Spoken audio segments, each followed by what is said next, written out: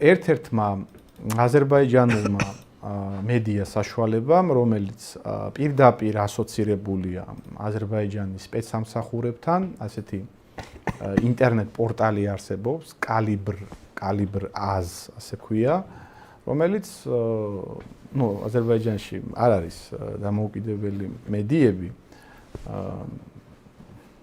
ეგეთი წყობის სახელმწიფოა, სადაც უკიდურესად ყველაფერი დამოკიდებულია პრეზიდენტის ნებასურვილზე, მაგრამ ეგ არ არის ქართველების გადასაწყვეტი, ეგ ყველაფერი აზერბაიჯანელი ხალხის ნებაა და ძალიან მაღალი პოპულარულობით სარგებლობს ბატონი ჰეიდარ ალიევი, კი არა ილხამ ალიევი და პრინციპში რატომაც არა, ქვეყანა გაერთიანა, გააძლიერა, ფეხზე დააყენა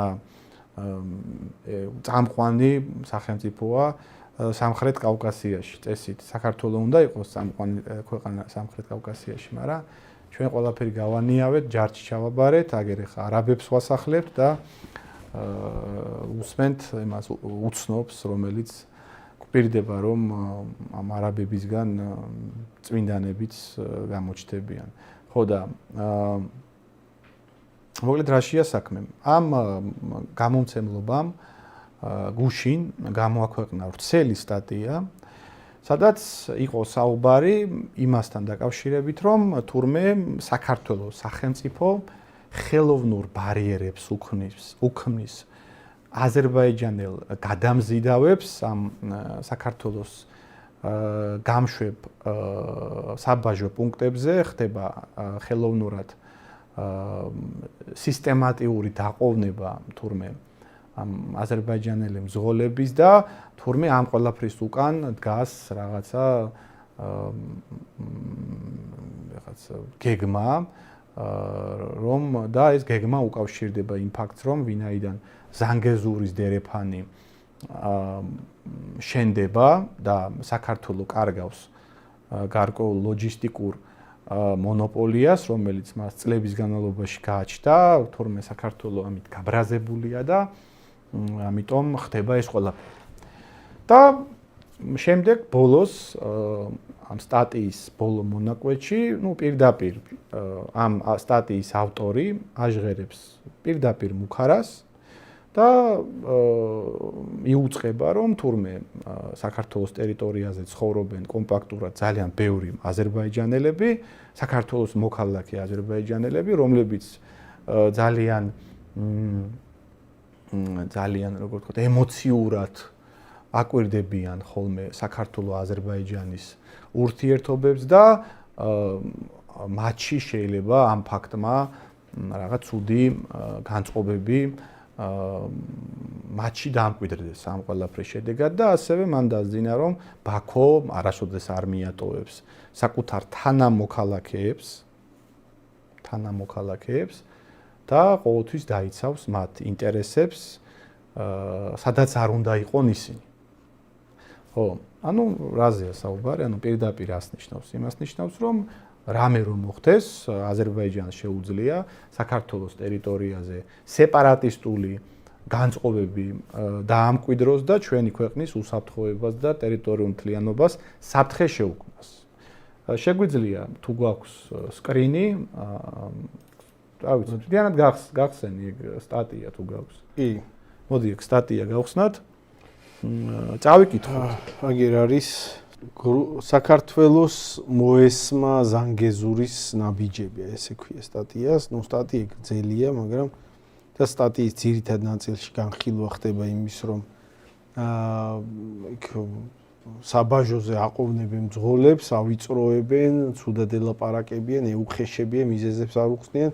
ოღონდ სტატია რა ფორმათაც არის დაწერილი, ცოტა გაუგებარია, რანაირად შეიძლება ასეთი ტიპის დაყოვნება, მით უმეტეს მეზობელი და ახლო ურთიერთობების მქონე ქვეყნებს შორის იყოს რაღაც მიზანმიმართული პრობლემა, ანუ რანაირად შეიძლება ასეთი დაყოვნებას მართლა ქონდეს ადგილი, იმდენად რაღაცა ბუნდოვანია ფორმულირებები, ვის, რა, როგორ, რა ტვირთის გადატანის შემთხვევაში აყოვნებენ ამდენი ხანი, ხო იქნებოდა რაღაც კონკრეტული ფაქტები მოყვანილი, აი მაგალითად რამდენიმე ფაქტია მოყვანილი, რომ აი ვიღაცას აცდევინებენ 20 დღე, რა არის ეს 20 დღე, მიზეზი რა არის და რა ტვირთი ქონა ასეთი დეტალები აქ არ არის განხილული, ძალიან ზოგადად ნათქვამია, რომ რაღაცა აზერბაიჯანელი მძღოლებს აყოლნებენ. მე არ ვიცი რანაირად შეიძლება ასეთი რაღაცა სისტემური დაყოვნების პროცესი მიდიოდეს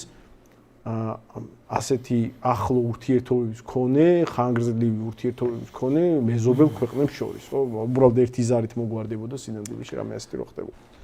ამიტომ ეჭვს იწვევს ეს სტატიის ბოლოში არის ასეთი სიტყვები. ასეთ მომენტებში მნიშვნელოვანია გავითვალისწინოთ კიდე ერთი გარემოება. საქართველოში ცხოვრობს აზერბაიჯანული თემის მსხვილი თემი, რომლისთვისაც ურთიერთობები ორ ქვეყანას შორის ეს არ არის არათუ აბსტრაქტული დიპლომატია, არამედ ყოველდღიურობის ნაწილი. ნებისმიერი ნიშანი უსამართლობის და უპატივცემლობის აღიქმება ძალიან მწვავედ. ბაქოსთვის ყურადღება ამ ხალხის მიმართ წარმოადგენს სერიოზულ ორიენტირს და ეს ორიენტირი არ შეიცვლება. აზერბაიჯანი არასოდეს არ ტყუებს საკუთარ მოქალაქეებს და თანამემამულეებს მხარდაჭერის გარეშე, განურჩევლად იმისა, სად ცხოვრობენ ისინი. ეს არც გაფრთხილება და არც მინიშნება, ეს არის პოლიტიკური რეალობის ნაწილი, რომლის გათვალისწინებაც და გააზრებაც მოუწევს ყველა ჩართულ მხარეს. ხო, პირდაპირ მუქარაა კაცო, ეს არავინ არ მალავს, თან საინტერესო რა არის, იცი? აზერბაიჯანი, რომელსაც წლების განმავლობაში თავად ჰქონდა ტერიტორიული რღვევის პრობლემები, თავად იყო სეპარატისტული, ასე ვთქვათ, განწყობების თუ მოქმედებების მსხვერპლი, თვითონ როგორც ამბობს და ნაწილობრივ ეგრე იყო, როგორც კი ძალა მოიკრიფა, თავად უკვე დაიწყო სამეზობლოში სეპარატისტული განწყობების გაღვივება, ეს ძალიან სტანდარტული ხო, რაღაც წლებიც კი არ არის გასული. აზერბაიჯანის მთავრობა, ეს რომ ვიცოდეთ ხა, როგორი რაღაცა აზერბაიჯანში არ არსებობს თავისუფალი პრესა, აზერბაიჯანში არ არსებობს არანაირი დამოუკიდებელი მედია. მით უმეტეს ეს მედია საშუალება არის, პირდაპირ აფილირებული სპეცსამსახურებთან, თან რაღაცა რიგითი, აი მაგალითად იმედმა ამ პოსტი ხო, იმედმა რო დაწეროს, ხო, იმედმა რო დაწეროს სტატია, სადაც აზერბაიჯანს დაემუქრებიან რაღაც ტერიტორიული რღვევით ან შიგნით სეპარატისტული განწყობების გაღვივებით. აი დაახლოებით ამ ფაქტთან გვაქვს ეხლა ჩვენ საქმე. თან მნიშვნელოვანი რა არის, იცი? სულ რომ დავუშვათ, აი თეორიულად დავუშვათ, რომ საქართველო რაღაც ხელოვნურად აყოვნებს რაღაც აზერბაიჯანულ ტვირთებს. როგორი რაღაცა იცი? რა ვიცი, შენც იგივე გამოიყენე, ხო? სარკისებურად ეკონომიკური ისინი გამოიყენე, ხო? მეთოდები. ჩვენ ტვირთების და ჩვენ ტვირთებიც დააყოვნე, ანუ შენ რატომ მიუთითებ ეგრევე ისეთ რაღაცაზე, რაც, საერთოდ მტრობის სხვა ფორმას გულისხმობს. ეს საერთოდ სხვა რაღაცა, მაგრამ როგორ რაღაცა, იცი?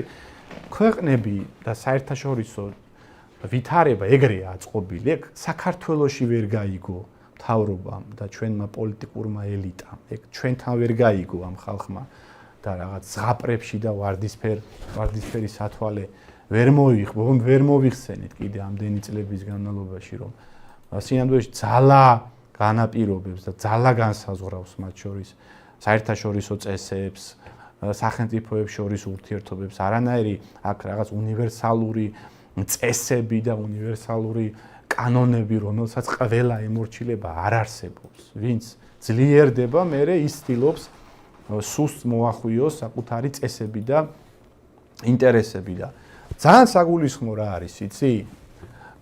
ჩვენ ეს ჩვენი ოცნების გამправებლები ხომ გვეუბნებიან, რომ ეთნიკურ იმას ბალანს რა მნიშვნელობა აქვს? თქვენ ფაშისტები ხართ? თქვენ შოვინისტები ხართ? რა მნიშვნელობა აქვს საქართველოს ტერიტორიაზე ვინი ცხოვრებს? ჩვენ ხომ ყველა ვემორჩილებით კობახიძეს და მის მიერ დაწერილ კანონს და ყველა ხომ მოусმენთ უცნობს. აზერბაიჯანი ეგრევე თავის ეთნიკურ იმაზე რატო მიუთითებს? რომლებიც წესით საქართველოს მოქალაქეები უნდა იყონ, არიან და წესით საქართველოს მიმართ ერთგულები უნდა იყონ, ხომ ასეა? ანუ აზერბაიჯანი ეგრევე რატომ გისახელებს და რატო გეუბნება, რომ რამე რომ მოხდეს, შენს ტერიტორიაზე მცხოვრებ აზერბაიჯანელებს გამოვიყენებ შენს წინააღმდეგ. ესე იგი ქონია მნიშვნელობა, ხო, შენს ქვეყანაში ვინ ცხოვრობს? რამდენად ლოიალურია შენს მიმართ, შენი სახელმწიფოს მიმართ მოსახლეობა. ესე იგი მაგას აქვს მნიშვნელობა. და როდესაც ეს ადამიანები ეს არ ვიცი, საერთოდ ამას რა არის სანაცვლოდ აი ამ უმარტივეს საგანს საპირისპირო რაღაცებს აბავენ, რომ არა აქვს თურმე მნიშვნელობა არაბების ქალაქი იქნება თუ ვისი ქალაქები და რაღაც შემდეგ. აქვს მნიშვნელობა, როგორ არა აქვს, რაც უფრო მეტი საქართველოს მიმართ, საქართველოს კულტურის, ჩვენი რელიგიის, ჩვენი ისტორიის მიმართ არალოიალური ხალხი იქნება საქართველოს ტერიტორიაზე და ეს მით უმეტეს კომპაქტურად თუ ჩასახდებიან, მით უმეტეს ადგილობრივ მკვიდრზე უფრო პროცენტულად ბევრნი იქნებიან, კაცო, ეგ ყველაფერს განსაზღვრავს. ეგ შენ სახელმწიფოს ეგ კი არ აძლიერებს, კაცო, სახელმწიფოს ეგ ასუსტებს. ანუ აზერბაიჯანის მთავრობა ეხლა რაზეც მიუთითებს, ეგ უსაფუძვლოა? ანუ არიციან აზერბაიჯანის სპეცსამსახურებმა და ხელისუფლებამ არიცის რაზე საუბრობს? ეგ ინსტრუმენტი, ეგ მექანიზმი, რასაც რა ვიცი, ყოველთვის იყენებდნენ ერთმანეთის მიმართ სახელმწიფოები, რუსეთიდან დაწყებული და თურქეთით ყველა დამთავრებული, ანუ ეს სეპარატისტული განწყობები, არა ასე ვთქვათ, აბორიგენი მოსახლეობის გამოყენება საკუთარი გეოპოლიტიკური მიზნებისთვის, ეს ყველაფერი გამოგონილია? აფხაზეთში ეს არ მოხდა, სამაჩაბლოში არ მოხდა? ისე აზერბაიჯანელები რომ მიუთითებენ საკუთარი თანამემამულების ინტერესების დაცვაზე, ჩვენ ხელისუფლებას როდის გახსენებია მაგალითად საინგილოში ქართველების მდგომარეობა. კი, ანუ რატომ არის აზერბაიჯანი ბევრად უფრო პატრიოტულად და ბევრად უფრო მზრუნველად განწყობილი საკუთარი თანამემამულეების ინტერესების მიმართ, ვიდრე ჩვენ ვართ საინგილოში ქართველები რო ცხოვრობენ და საინგილოში საქართველოში ქართველებზე რამდენად საქართველოში ქართველებიც კიდე აი მაგალითად იგივე გარეჯთან დაკავშირებით, ხო? რატო გაჩვენდა ხელისუფლება 5 წელია უკვე? ეგ იმიტომ რომ იქ Deep State-ის აგენტი იყო ღარიბაშვილი და ღარიბაშვილის დროს ხდებოდა ამ თემის პედალირება და ეგეც პროვოკაცია. ხო, ანუ აღარ არის აქტუალური. ეგ გარეჯის პრობლემა აღარ არის. Deep State-ის ის არის. არა, ის არჩენება გადაიარა. რაღა დროს გარეჯი. არა, რუკები რო ვიპოვეთ. რომლებითაც უნდა მათ შორის ქონოდა საუბარი, რომლებიც საფუძველზეც უნდა ქონოდა საუბარი აზერბაიჯანულ მხარესთან, იმასთან დაკავშირებით, რომ გარეჯს არ უნდა გვედავებოდ. ხო? და რომ არა მხოლოდ ისტორიული თვალსაზრისით, არამედ დოკუმენტურად დადასტურებული რუკებით, რომელთ გამოაცხადეს, რომ ვიპოვეთ და გვაქვს და შეგვიძლია დოკუმენტურად დავადასტუროთ. მაშინ ის რუკების გაყალბების ბრალდებით რო დააკავეს ის ორი კარტოგრაფი. იმათ საქმეზე რა ხდება? არა, თუ ამას რო ვლაპარაკობთ ახლა, ის არის, რა ქვია, ნავის ყევა, თუ მარტო ჩვენ ვნავსავდეთ ამ კითხვებს, ანუ რა ვიცი, სხვა ყველა როგორ კაცო ეს რა სიჩუმეა ახლა ამაზე? ნორმალურია ახლა ამაზე სიჩუმე აღარ გვადარდებს? ხო, როგორი რაღაცა იცი? სინამდვილეში აზერბაიჯანი იქცევა როგორც გამარჯვებული სახელმწიფო, რომელსაც ყავს საკმაოდ გონიერი მართველი, ერთადერთი ასეთი განწყობები არაფერს კარგს არ მოუტანს საქართველოს აზერბაიჯანს, იმიტომ რომ სინამდვილეში მაგაზეც ცოტა მოგვიანებით ვისაუბრებ. იმიტომ რომ ზედმეტი თავში ავარდნამ და ეიფორიამ შეიძლება ცუდ რაღაცამდე მიიყვანოს ქართულ-აზერბაიჯანული ურთიერთობები და ეს ჩემი აზრით არც აზერბაიჯანს არაფერს კარგს არ მოუტანს და მაგაზეც შემიძლია ცოტა მოგვიანებით ამ დღევანდელი გადაცემის ფორმატში ავხსნა, იმიტომ რომ მე ვიცი რომ აზერბაიჯანიდანაც ბევრი გვისმენს, მათ შორის იქაური სამთავრობო ანალიტიკოსები, რომლებსაც აინტერესებს საქართველოში რა პროცესები, ეგ ჩვენ არაფერი არ გვაინტერესებს და საერთოდ არ ვიცით იმის თბილისის იქით რა ხდება. ნორმალური სახელმწიფოები სამეზობლოში რა პროცესებია, რა პოლიტიკა ყველაფერს აანალიზებენ და სადაც საჭიროა ამ ყველაფრის განხილვა მიმდინარეობს, ხო და როგორი რაღაცა, იცი? საქართველო სამწუხაროდ როგორც საზოგადოება, როგორც ეთნიკური თვალსაზრისითაც, როგორც ქართველები და ჩვენი სახელმწიფო, ჩვენ ვართ დღეს უკიდურესად დასუსტებულები, უკიდურესად ძალიან ცუდ ფორმაში ვართ. ძალიან ცუდ ფორმაში ვართ და ეს აისახება ყველა სფეროში. ერთ-ერთი მთავარი ინდიკატორი ამის, მთავარი მარკერი, რომ ძალიან ცუდ დღეში ვართ და პრაქტიკულად არ ვიცი, ასე სუსტად როდის ვიყავით, მაჩვენებელია, რაზე გვიწევს საუბარი, ხო? რა პრობლემაზე გვიწევს დავა საკუთარ ხელისუფლებასთან. რომ არ შეიძლება შენს ქვეყანაში უცხოელების კომპაქტური ჩასახლება, დემოგრაფიული ბალანსის შეცვლა, ადგილობრივი მკვიდრი მოსახლეობის პოპულაციის პროცენტულობის შემცირება. აი ამაზე რო გვიწევს ჩვენ საუბარი და საზოგადოების დარწმუნება და ზღვა ხალხი რო ამაზე არ გამოდის, ზღვა ხალხი რო ამაზე, მთელი საქართველო რო ამაზე არ გამოდის, ნუ ეგ უკვე იმაზე მიანიშნებს, რამდენად ეს სენი, რაზეც საუბრობთ, ძალიან მაგრად არის გამჯდარი აი ჩვენს ეროვნულ ქსოვილში. და ეროვნული ქსოვილის ნაწილია მათ შორის ჩვენი ხელისუფლება, ხო? ეს ამ ხელისუფლებას ხალხი ირჩევს. ეს ხელისუფლება ციდან ხო არ ჩამოვარდნილა, კაცო. ხო და რასაც ვუკვეთავთ, რა სურვილიც გვაქვს, ეგ ყავს, კაცო. აზერბაიჯანელებს ქონდათ სურვილი, რომ გამარჯვებულები ყოფილიყვნენ და შესაბამისი პოლიტიკური ელიტაც აირჩიეს. ეგ ხდება, ხალხს რაც უნდა, ეგ ხდება. შენ მოგატყუეს, რომ მოგატყუეს, ტვინი არ გეყო ესე იგი. თან ერთხელ რომ მოგატყუეს, მეორეჯერაც რო იგივეს იჯერებ, მესამეჯერათაც რო იგივეს იჯერებ, ესე იგი შენ კი არ მოგატყუეს, შენ ეგ გდომებია, კაცო. შენ ეგ სურვილი გქონია, მე რა ვიცი. ამიტომ ჩვენი ამოცანა რა არის ახლა?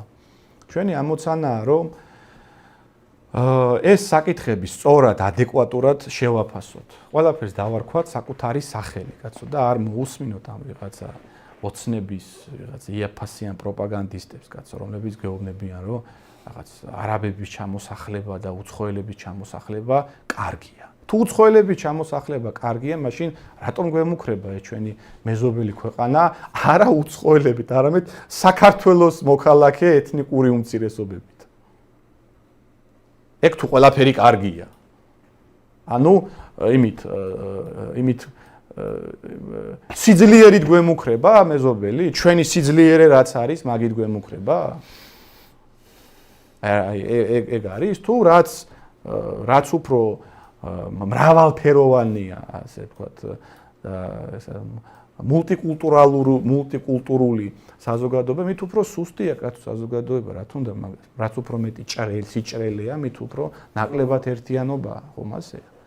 ამიტომ ცხადია, მე ხა არავითარ შემთხვევაში არავინ არ უნდა ჩვენი საუბარი არ უნდა აღიქვას, რომ ჩვენ საქართველოს მოქალაქე აზერბაიჯანელების მიმართ საუბრობ ამას, კაცო. მე დარწმუნებული ვარ, ეს ვინც ამას წერს, ეს ავტორი, ცოტა კარგად არ იცნობს საქართველოში არსებულ ვითარებას. და ცხადია, საქართველოში ცხოვრები აზერბაიჯანელები საქართველოს ნაწილი არიან, ეს ისტორიული პროცესი ასე მოხდა და გასაგებია ჩვენ მივიღეთ ისინი. ისევე როგორც ეთნიკურად სომხები, ოსები, ებრაელები, ქურთები, რუსები, უკრაინელები და ამ შემდეგ. ეგ სხვა ერთია, როდესაც აქ რაღაც ეთნიკური უმცირესობა ცხოვრობს გარკვეული ისტორიული მოვლენების შედეგად და ისინი ინტეგრირებულები არიან, თუმცა აგერ ფაქტია, რომ მაგასაც კი იყენებს მეზობელი სახელმწიფო შენს წინააღმდეგ და ნუ სულ როგვერძე გადავდოთ, აგერ აფხაზეთში და სამაჩაბლოში, აბა რა მოხდა? საერთოდ უცხო, რომლებთანაც არანაირი კავშირი არ აქვს, ხო, ვიღაც? და ჯერ არ არიან. ჯერ არ არიან თან. არიან უკვე 10% არიან. კი, 10% არიან, მაგრამ კიდევ რო აპირებთ იმათ აქ ჩამოსახლებას და მათი პოპულაციის გაზდას, ეს რაზეა საუბარი, რომ ეს არავითარ შემთხვევაში არ შედის ჩვენს. ეს დაგვასუსტებს. ჩვენ მივცემთ ყველა მეზობელს ბერკეტს ჩვენი ქვეყნის წინააღმდეგ. რა თუნდა მაგას, კაცო, სადაც არაბული ქალაქი რო გაჩნდება, მაგ არაბულ ქალაქზე იმით აპელირები ჩვენ თურქეთის დაგელაპარაკება, რომ იქ რაღაცა ქალაქია, შენ რა გონია იქ სხვა რომელიმე მეზობელი დაგელაპარაკება. რომ იმათ ინტერესებს დავიცავთ ჩვენ, იქ ისინი მუსლიმები არიან, ჩვენს ესა იმის ოსმალეთის სულთანი ხალიფის ტიტულს ატარებდა, ამიტომ ნუ დაგავიწყდებათ რომ ოდესღაც ხალიფათის ნაწილი იყო თბილისი თუ რა აგერ დაახლოებით იგივე ხო ილაპარაკა აგერ ამ აზერბაიჯანელმა ვიღაც ავტორმა ხო და რა შეეხება ახლა აზერბაიჯანის საკითხს როგორი რაღაცა იცი საერთოდ ერთ-ერთი მიზეზი რატომაც აზერბაიჯანის ავტორი ასე მარტივად ისურის და იმუქრება ამ საკითხით არის ის რომ საქართველო არის გეოპოლიტიკურად მოწყვლად მდგომარეობაში. საქართველოს არ ყავს რეალური მოკავშირე,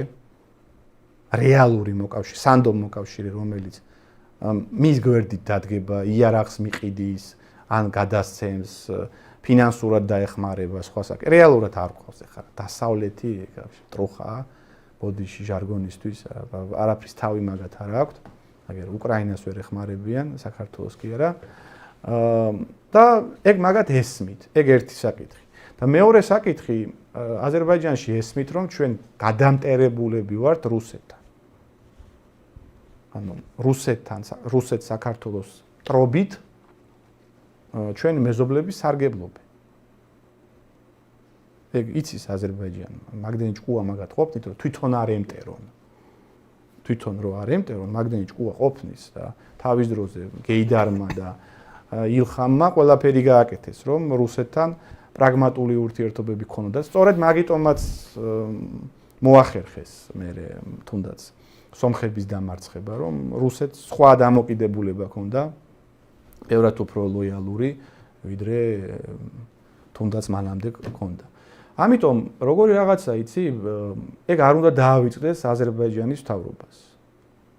რომ ყველაფერი მათ შორის აი საუბარი და ეს გონორი, ეს ყველაფერი იქიდან გამომდინარეობს, რომ საქართველო ეხლა არის ძალიან მოწყვლად დასუსტებულ და გეოპოლიტიკური თვალსაზრისით მოუგვარებელ მდგომარეობაში.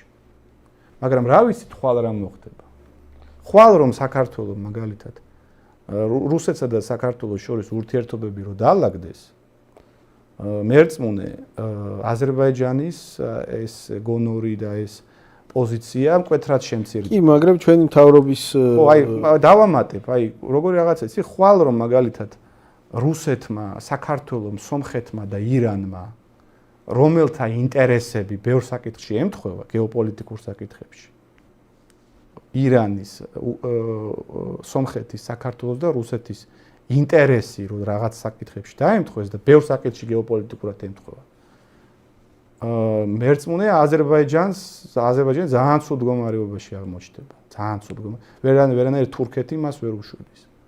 ამიტომ ეს უნდა ესმოდეთ ბაქოშიც. მე ვიცი რომ მან საკმაოდ ჭკვიანი პრაგმატიკი პოლიტიკოსები არიან, ამიტომ ეს რაღაცა მუქარები, რომლებსაც თავის ვიღაცებს აწერინებენ, სრულად უადგილოა. რა ვიცით, ხვალ რა მოხდება, როგორ განვითარდება მოვლენები. უბრალოდ აზერბაიჯანი თვლის, რომ მეტნაკლებად ამ მთავრობის წყალებში სიბრძნის შემყურე ალბათ იცის რა როგორ განვითარდება. ზოგადად მაგას რასაც ერთადერთი რასაც აკეთებს ჩვენი ხელისუფლება, ეხლა არის პირიქით არაბების ხო, ეკონომიკურ და ეთნიკურ ექსპანსიას ახარებს. იმის ნაცვლად რომ ამ ამის საკითხებს ვაგვარებდეთ და საქართველოს ვაძლიერებდეთ, ჩვენი მთავრობა აქ ამასობაში კიდევ ერთ კოსმოპოლიტურ თავშესაფარის მოწყობას გვიწყობს აქ კიდევ ერთ რაღაც კომპაქტურად ჩასახლებებს გვიანონსებს